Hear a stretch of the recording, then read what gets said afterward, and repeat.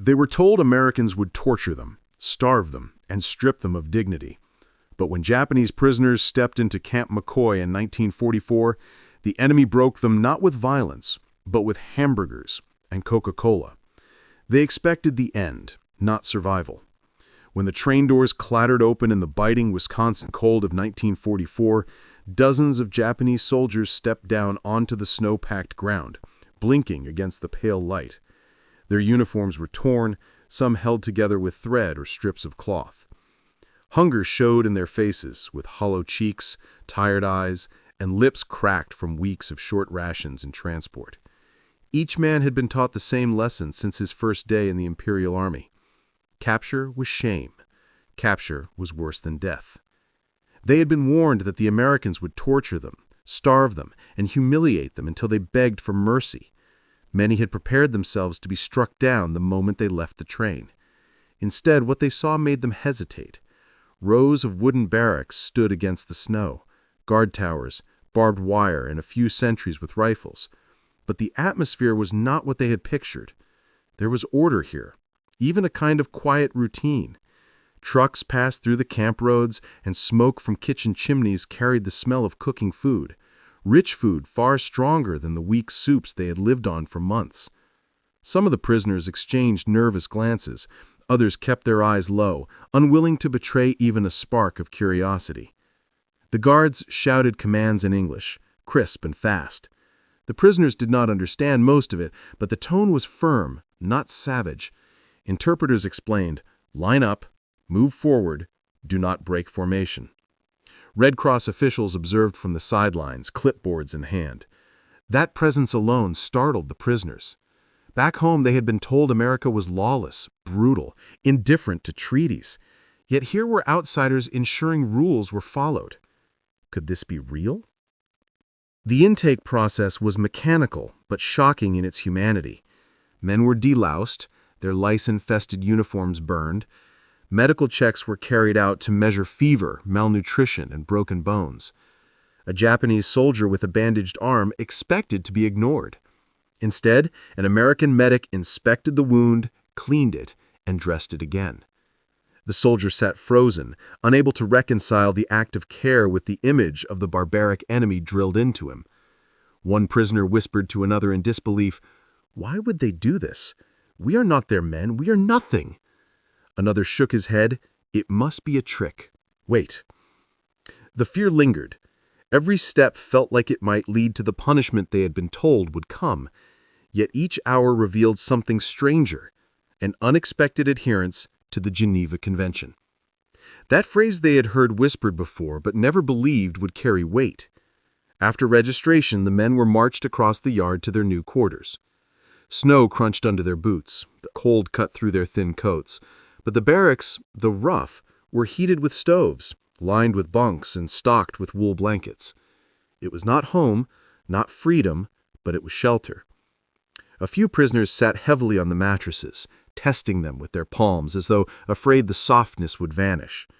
Barbed wire remained visible from the windows, a reminder that this was captivity. Yet inside, the men noticed something they could not ignore.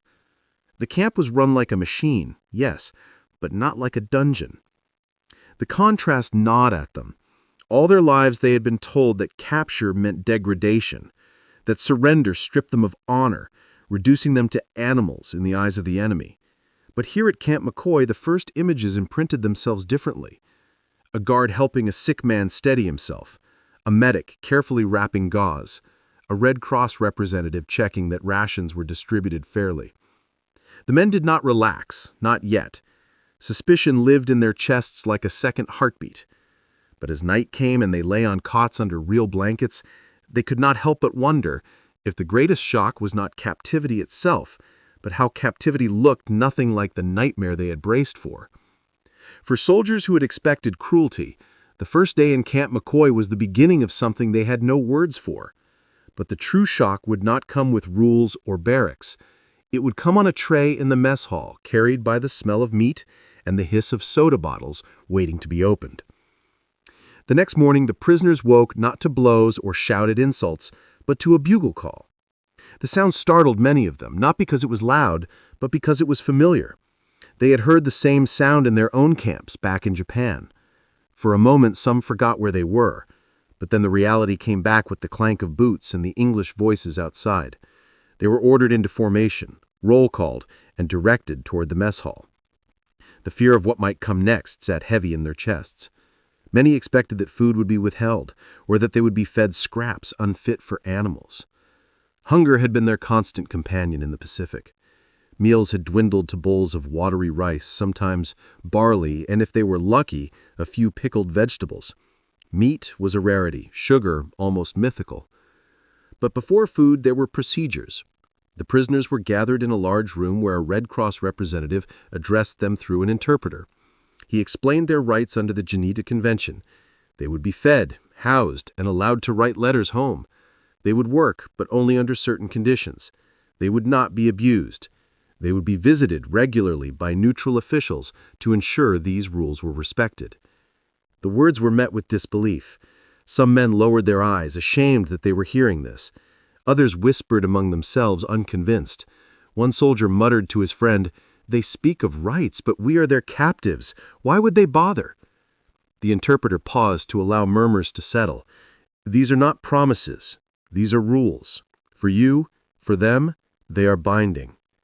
The weight of those words hung in the air. After that came medical checks, more thorough than the day before. A doctor pressed fingers into thin wrists, checked teeth, measured blood pressure. Prisoners were weighed, and many came in underweight. Some Americans shook their heads quietly at the numbers. Malnutrition was obvious, yet no one mocked them. A corporal even handed out vitamins, small chalky tablets that puzzled the men. Medicine for enemies? It was almost insulting in its kindness. By the afternoon, they were given fresh clothes, plain, serviceable uniforms marked with PW in large letters. The garments fit better than their torn remnants from the field. Some prisoners slipped into them slowly, hesitating, as though each stitch was a surrender of identity. Others embraced the warmth, shivering less as the Wisconsin wind pushed through the cracks of the barracks.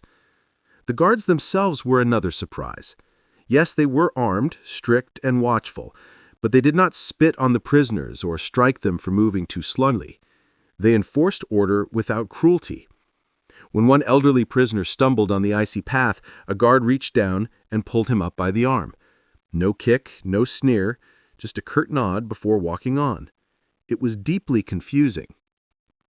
That night, as the prisoners sat in their barracks, conversations ran low and heavy. "Can you believe them?" one man asked, staring at the ceiling beams. "They speak of rules as though this is an arrangement. Do they not hate us?" Another replied, "They must be pretending, to trap us, to make us speak." And yet when silence fell, the smell from the kitchens carried over again.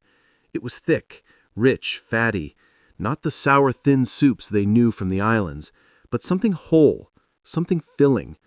Their stomachs growled involuntarily, betraying them. The Americans, it seemed, did not consider food to be a weapon. For them it was a routine, a Tuesday dinner, a Thursday lunch, nothing more.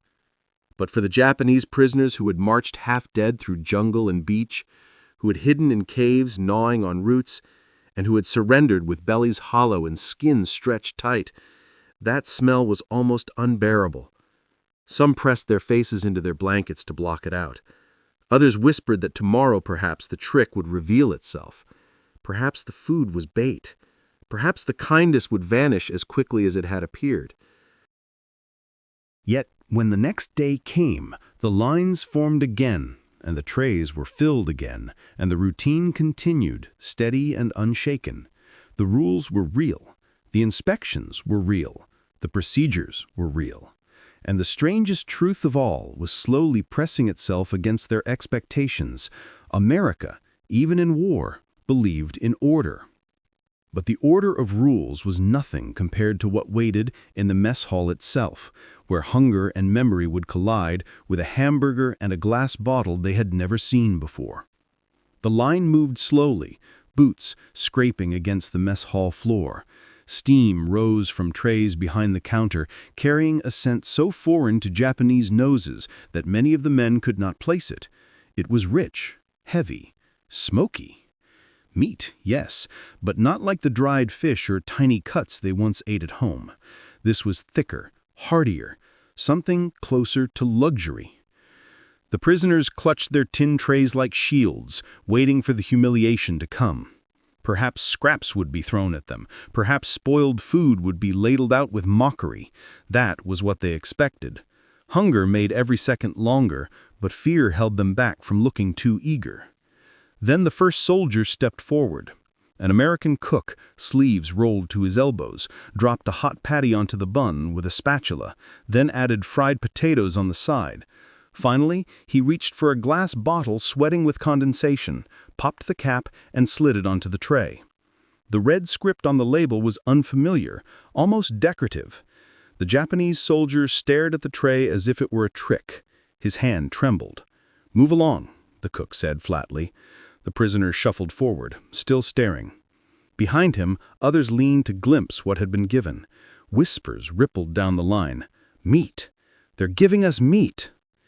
When more trays began to fill, disbelief deepened. The bun was soft to the touch, the potatoes fried golden, and the bottle? "Coca-Cola," a guard explained curtly, fizzed as though alive. In the corner of the hall, the prisoners sat at long wooden tables. They eyed the food cautiously, almost suspiciously, like men who had stumbled into forbidden territory. A few brought the bottle to their lips. The sweetness exploded first, then the burn of carbonation in their throats. Some gagged, coughing from the shock. Others widened their eyes in astonishment. One man laughed, an uncontrolled burst that startled his neighbors. Another covered his mouth and lowered his head, shoulders shaking, caught between laughter and tears. A thin soldier, ribs visible even under his new uniform, lifted his hamburger with both hands as though it might fall apart. He sniffed it, then bit in. Grease ran down his chin. He froze, chewing slowly, as if each bite might vanish if he moved too quickly. Then he lowered his face, hiding the tears that welled up. A bunkmate nudged him. "Are you all right?" The man swallowed hard. "I had forgotten the taste of fat." At another table, two prisoners debated quietly.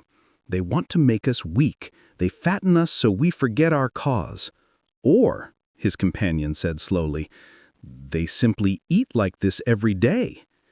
That idea was harder to swallow than the food itself. The mess hall filled with low sounds, chewing, muffled laughter, an occasional sob quickly hidden. For a group of men who had lived through the hunger of Guadalcanal, Saipan, and the home island's failing supply lines, the meal was more than nourishment. It was an assault on their assumptions. One prisoner later whispered to his bunkmate that the sweetness of the Coca-Cola felt like a dream gone wrong, too gentle to belong in war.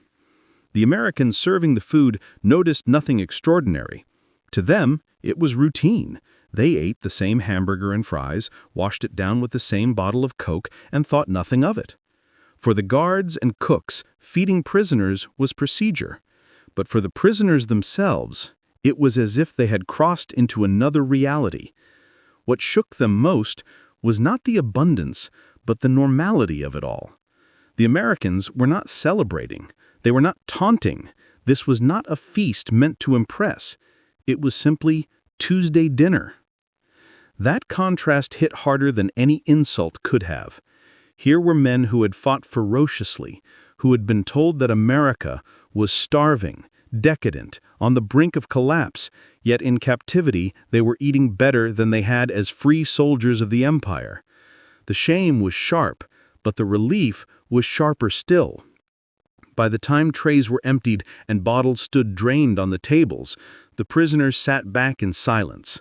Some folded their hands as if in prayer. Others stared blankly at the wall, trying to process what had just happened. The mess hall guards called for order, ushering the men back to their barracks.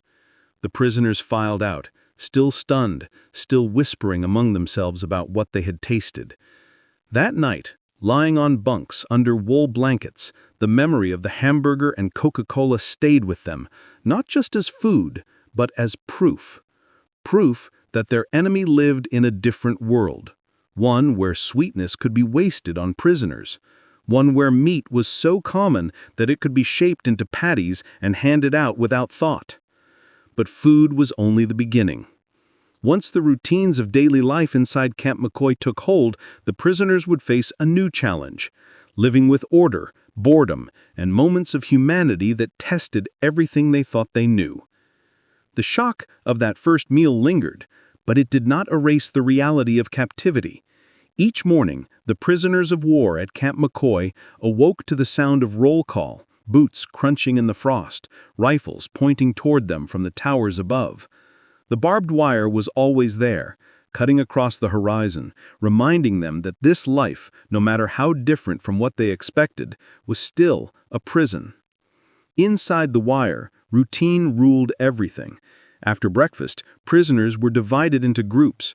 Some were assigned to shovel snow from roads, others to cut wood, still others to help on nearby farms under guard supervision. The work was steady, not brutal. It surprised many of the men that they were not being used to exhaustion. Instead, they were paid small wages in camp coupons, which could be exchanged for items at the camp canteen: toiletries, writing paper, even candy or cigarettes. One afternoon, a Japanese soldier held up a chocolate bar that he had purchased with his coupons. His hands trembled as he unwrapped it. "In Japan," he murmured to a fellow prisoner, "this is medicine. Here they give it away to soldiers like it is nothing." His friend shook his head in disbelief. The canteen itself was another shock. Prisoners watched American soldiers come and go, chatting casually, buying Coke or chewing gum, joking with the clerk. The casualness of it was almost unbearable. War was raging in Europe and the Pacific, yet here in Wisconsin, Americans seemed to live as though abundance would never run dry. Still, the daily structure of camp life began to press down in a different way. There was no fighting, no advancing, no dying comrades to bury. Instead, there was monotony: wake up, work, eat, sleep. The mind, which once was consumed by survival, now had space to wander. And with wandering came longing. Letters became lifelines. The camp allowed each prisoner to write 2 letters and 4 postcards per month. Heavily censored, but still precious. Men hunched over tables, scratching out words with pencils, trying to capture their homes in ink. "I am alive" was often all they could manage. Some received letters back, thin envelopes with kanji written in familiar hands. Others received none. For those men, silence grew heavier with each passing week. English classes were offered in the evenings. A few curious prisoners attended, repeating words slowly after the American teacher: bread, table, window. Others scoffed, insisting there was no use in learning the enemy's tongue. But even the skeptics listened from their bunks, ears pricking at the strange rhythm of the words. There were moments of unexpected contact. A guard at the worksite once asked a prisoner, "Do you miss rice?" The interpreter relayed the question. The prisoner laughed bitterly and answered in Japanese, "Rice is a memory." When the reply was translated, the guard grew quiet, perhaps realizing the weight behind the words. Not all interactions were so gentle. Suspicion lingered. Some guards treated the prisoners with coldness, never speaking beyond commands. And within the barracks, arguments broke out among the prisoners themselves. Some clung fiercely to the idea that Japan would triumph, that these months of captivity would end in victory. Others, worn down by what they had seen, muttered that defeat was inevitable. One night, 2 men argued so loudly that the guard had to intervene.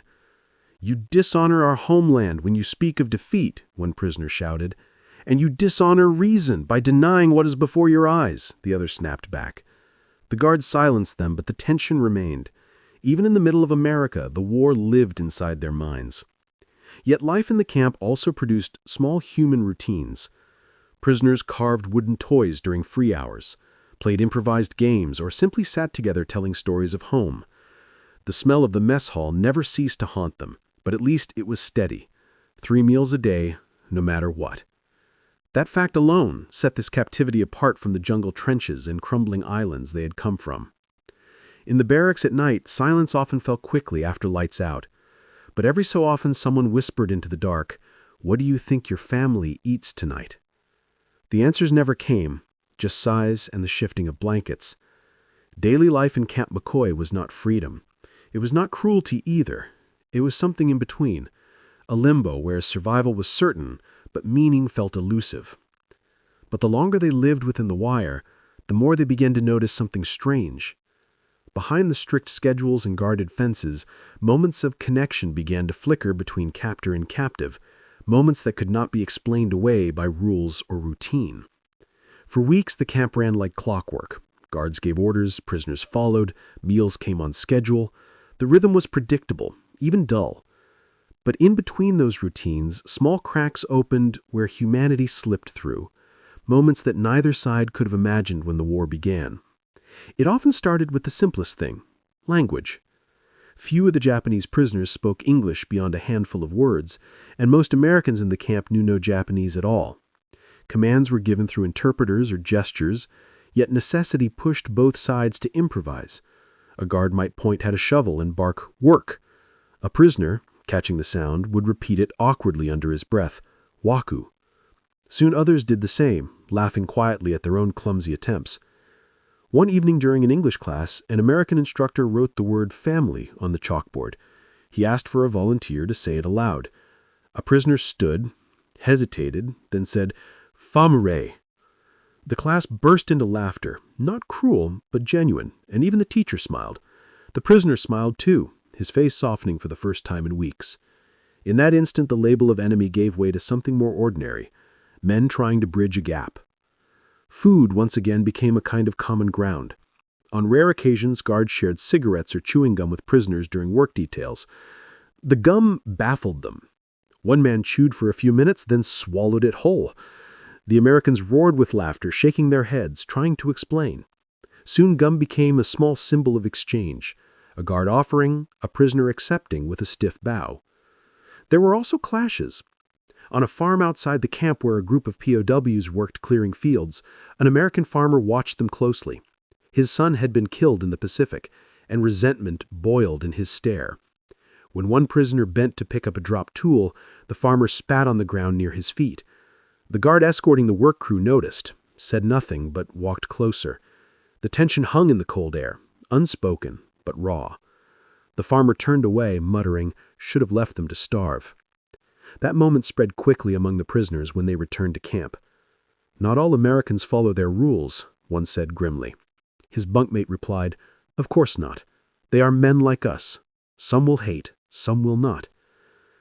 Inside the wire, friendships sometimes grew where no one expected them.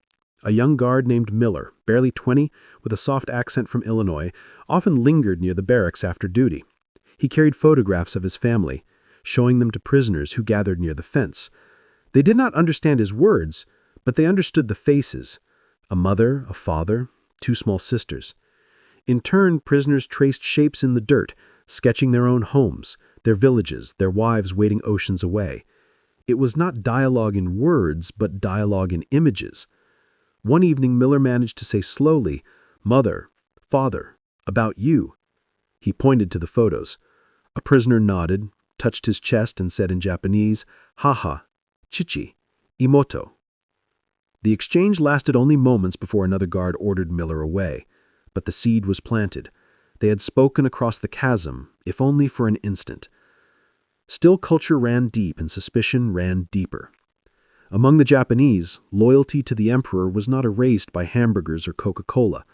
Some men whispered warnings against softening. They accused fellow prisoners who attended English classes of betraying their honor. In the dim light of the barracks, arguments flared. Was survival worth adaptation, or did every borrowed word, every moment of laughter with a guard chip away at who they were? One prisoner wrote secretly in his diary, "We were told Americans were animals, yet they share their gum, they heal our wounds. Which is the lie? Which is the truth?" The contradictions gnawed at them. For some, the kindness of guards felt like humiliation, a reminder that they lived better as captives than their families did back home. For others, those same moments hinted at something uncomfortable but undeniable. The enemy was not faceless. One snowy night, as lights flickered out across the camp, a prisoner whispered to his bunkmate, "If we survive this war, what will we tell our children? That our enemy fed us, that he gave us blankets, that he smiled at us." The bunkmate stayed silent for a long time before answering softly, "We will tell them the truth, even if it shames us. But the truth was complicated, and as the war dragged toward its bitter end, the contradictions inside Camp McCoy only grew heavier, until the prisoners were forced to face the question of what loyalty really meant. By the winter of 1945, the rhythms of Camp McCoy had settled into something the prisoners could not have imagined when they first stepped off the train. Hunger no longer carved their faces as sharply. Work, though tiring, did not break their bodies. They wrote letters home, some even daring to ask the guards how to spell English words. On the surface, life looked manageable. Yet under that surface ran a deep conflict, one that grew sharper as weeks turned to months. How could they reconcile this treatment with the hatred and loyalty they still carried in their hearts? Every night, debates flared in the barracks. Some argued fiercely that this was all deception, that America only pretended to treat prisoners well in order to weaken them, to steal their spirit before repatriation. One man stood up one night, voice harsh. "Do not be fooled. Our emperor demands strength, not comfort. Every hamburger you swallow is a betrayal." Others, weary of suffering, pushed back. "We are alive," one countered, "and if survival is betrayal, then what did dying hungry on Saipan achieve?" Silence followed those words. Silence and shame. Letters from home made the contradictions sting even sharper. When a prisoner received word that his family in Osaka survived on boiled weeds and scraps of barley, he held the paper in shaking hands while the smell of roast beef drifted from the mess hall. The gulf between his life as a prisoner and theirs as civilians under bombing raids became unbearable. "I eat like a soldier," he confessed quietly, "while my children starve." It wasn't only food. Warmth itself became a symbol. In barracks heated by stoves, with wool blankets and steady boots, the men remembered families shivering back in wooden houses with glass shattered from air raids. Captivity offered them safety, yet it deepened their guilt. Some prisoners clung harder to propaganda, repeating it like prayers. America was decadent, hollow, ready to collapse. But the evidence around them mocked those words. In the camp, Coca-Cola bottles arrived by the crate. Cigarettes were available not just for soldiers, but for prisoners. Work crews saw American farmers with tractors, barns full of livestock, fields that seemed endless. Abundance here was not fantasy. It was normal. One guard, overhearing a prisoner remark on the overflowing fields, said simply, "This is only Wisconsin. You should see Illinois." The prisoner lowered his eyes, ashamed of the envy burning in him. The contradictions broke some men quietly. One evening, a prisoner whispered through tears, "I believed Japan was the center of the world, but now I see perhaps we are only one small island." His bunkmates scolded him, warned him never to speak such treason aloud. But the thought had been voiced, and thoughts cannot be taken back. Religion added another layer. Some prisoners gathered in hushed circles, reciting prayers to ancestors, clinging to tradition. Others watched American chaplains lead services for their own men, and curiosity flickered. A few even attended, if only to sit in the warmth of the chapel. They did not understand the hymns, but they recognized the act of faith. Different gods, different rituals, but the same human hunger for hope. Perhaps the most painful contradiction came during Red Cross inspections. The officials asked the prisoners if they were treated well. Most answered yes, because it was true. But afterward, in the barracks, shame swept over them. "We admit our enemy treats us fairly, while our own nation cannot feed us. What does that make us?" No one had an answer.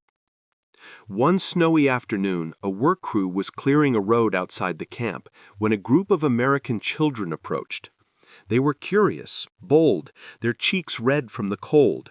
One girl held out a candy bar, offering it through the wire to a Japanese prisoner. He froze. He had faced bombs, bullets, hunger, but the innocent gesture of a child terrified him more than any weapon. He slowly took the candy, bowed low, and said in halting English, "Thank you." The girl smiled, skipped back to her friends. That night, the man confessed to his bunkmates that he felt more broken by that small kindness than by all the battles he had endured. "A child of the enemy," he whispered, "gave me food with a smile. How can I hate her?" Such moments left scars of confusion. They did not erase loyalty to the emperor, nor did they end the war inside their hearts, but they made the line between friend and foe blurrier than propaganda ever admitted. As 1945 pressed on, the men knew the war outside was reaching its climax. Rumors of bombings in Tokyo, of losses in the Philippines trickled into camp. Each new report widened the contradiction. Inside the barbed wire, they lived with steady meals, shelter, even glimpses of humanity. Outside, their nation burned. But captivity, no matter how humane, could not last forever. The question looming ahead was simple and terrifying. What would happen when the gates finally opened and they returned to a homeland scarred by fire and hunger? By the summer of 1945, the world outside Camp McCoy had shifted beyond recognition. Whispers turned to headlines carried in American newspapers that the prisoners occasionally glimpsed. Through guards or Red Cross officials, the Allies were advancing in Europe. Cities in Japan were burning under waves of bombers. When Hiroshima and Nagasaki were struck, rumors raced through the camp faster than guards could silence them. Most prisoners did not fully understand what an atomic bomb was, but the horror of it bled through every word. Then came the truth they could not ignore. Japan had surrendered. The announcement fell over the camp like a weight no one could lift. Some prisoners stared blankly at the ground. Others wept in silence, their shoulders shaking under thin blankets. For years, they had carried the belief that their nation could not fall, that death was preferable to defeat. Now defeat had arrived while they were behind barbed wire, unable to lift a weapon, unable to choose their fate. Days passed in a strange quiet. The guards did not gloat. They simply carried on with the routines, meals, roll calls, inspections. For many prisoners, that steadiness was unbearable. They treat us the same whether we are warriors or defeated. Do they not see our shame? But the camp was already preparing for repatriation. The Red Cross began organizing lists, transportation routes, schedules. Prisoners were given clean uniforms, medical checkups, and briefings about the journey ahead. They would be shipped back across the Pacific, not as soldiers of a victorious empire, but as survivors of a war their nation had lost. The departure was not triumphant. On the morning of the transfer, the prisoners filed out of their barracks carrying small bundles of belongings. Some clutched wooden carvings made during idle hours. Others carried carefully folded letters from home, stained with tears and sweat. As they passed through the gates, many glanced back one last time at the camp that had held them. It was not fondness that moved them, but confusion. The place where they had expected cruelty had instead given them hamburgers, Coca-Cola, blankets, and even glimpses of humanity. The journey home was long and heavy. On the ship, men huddled together, wondering what awaited them in Japan. Cities were gone, families scattered, hunger worse than when they left. They worried about being branded cowards, despised for having lived as prisoners. The guilt was sharp, but so was another memory they could not forget. The taste of that first meal in Camp McCoy. One man, scribbling in a worn notebook, wrote, "I thought my enemy would break me with violence. Instead, he broke me with food. I cannot erase the taste of bread, meat, and sweetness. It will follow me home like a shadow." When the prisoners finally stepped onto Japanese soil, reality struck hard. Bombed ruins stretched where cities once stood. Families met them with tears, relief, and sometimes bitterness. Some wives and children had survived on grass and tree bark. Others had not survived at all. The returning prisoners faced accusations of weakness, of dishonor. But in their silence, They carried stories no one at home wanted to hear. Stories of hamburgers and Coca-Cola, of Americans who treated them by rules instead of rage. In the years that followed, a few spoke cautiously about their time in America. They admitted that it had forced them to see the enemy not as monsters, but as men. Others never spoke at all, burying the memories under layers of duty and shame. Yet even in silence, the contradictions lived on. The legacy of Camp McCoy and other camps like it is not found in battles or victories, but in those quiet, disorienting moments when food, kindness, and order collided with fear and loyalty. For the prisoners, captivity revealed something uncomfortable but undeniable. Humanity could exist even in the middle of war. And perhaps that is the final lesson. Wars end, nations rise and fall, but the small choices, a guard sharing a photograph, a child offering candy, a cook sliding a hamburger across a counter, can leave marks that outlast the noise of cannons. For those Japanese prisoners, the taste of Coca-Cola and the grease of a hamburger became symbols of contradiction, but also of survival. They reminded the men that even enemies can show mercy, and that sometimes mercy cuts deeper than hatred. As one prisoner told his son years later, "I learned in America that kindness is harder to carry than cruelty. Cruelty you can fight, kindness you remember." War can strip men of everything, but it cannot erase the power of small acts of humanity, and that is the story worth remembering. These stories, though buried in time, still speak to us today. They remind us of the choices humans make in the darkest hours, choices that reveal who we really are.